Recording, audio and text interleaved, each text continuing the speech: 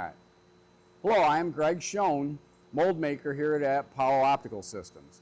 I'm going to show you the differences between a full frame steel tool, a mud or master unit die tool, and our UMB or universal mold base. When it comes to molding polymer optics, choosing the right tool makes all the difference. This is a full frame mold and it offers maximum flexibility with dedicated hardened steel for each project.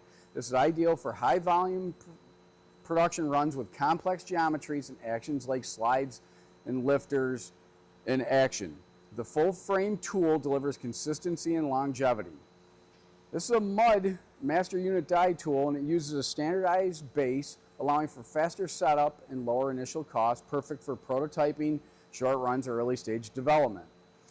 This is a UMB, universal mold base, and this can accept multiple cavities and interchangeable inserts.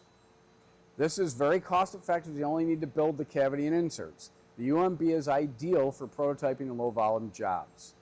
Full frame molds are built for scale and long-term use. Mud and UMB tools are built for speed and cost effectiveness. The right choice depends on your project, and at Apollo, we're here to help guide you in the right direction. Thank you.